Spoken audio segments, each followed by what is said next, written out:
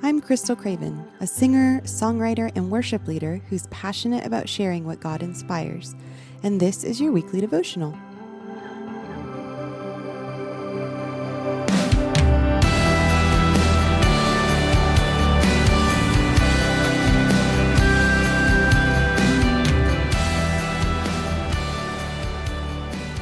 In looking over the different people involved in the birth account of Jesus, do you see a theme?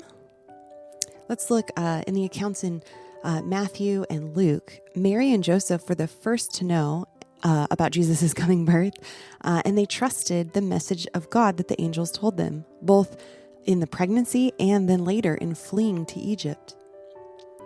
The shepherds in Luke 2, they heard that message from God as the host of angels proclaimed to them in the field, and they trusted that it truly meant all people as they walked to find Jesus. In Matthew 2, the wise men saw the star and they trusted the prophecies that God had given through his prophets of old as they took up that long journey to go seek after Jesus. And Simeon in Luke 2, we see was at the temple when Jesus was being presented during that time of purification under the law of Moses.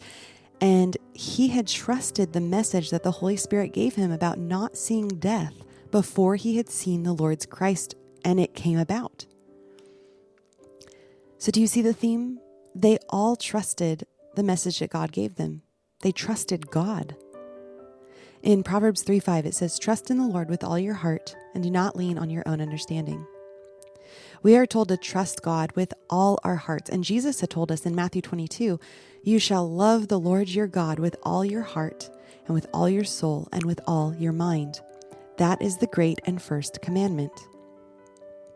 Now, trust often doesn't come easily to many people. In most cases, I actually hear it said that trust is not given, it's earned. And even putting aside the fact that God has proven his trustworthiness since before the foundation of the world, the reason that we can and should trust him stems from our love for him.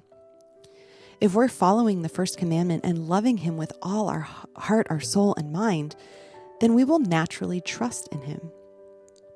As we exercise our faith more and more, that trust becomes so strong. The world actually calls it blind trust. But that blind trust is what I call the fruit of following the first commandment and the greatest commandment, and that's pleasing to God. Think over the times in your past when God has shown you his faithfulness, his love, his mercy, his grace, provision, long-suffering, just his goodness to you. There's never been a time in your life that God has failed you, and he won't fail you in your future either. He has cleansed your past. He holds your future in his hands, and he's refining you in the present. What are you facing right now in the present?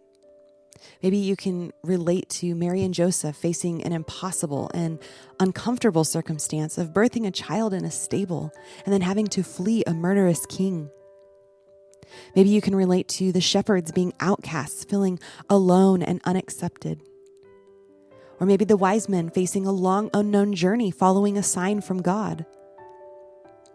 Or maybe to Simeon, waiting for a promise that God has given you, and it may be taking longer than you expected or hoped for.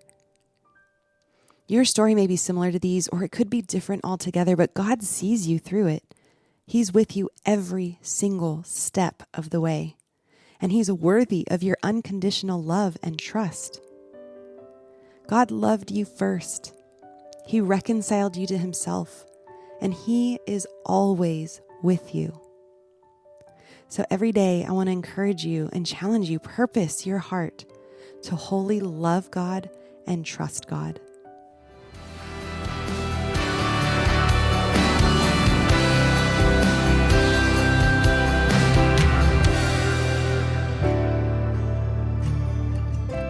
For blogs, written devotionals, and originally written songs, visit crystalcravenmusic.com. And that's Crystal with a K.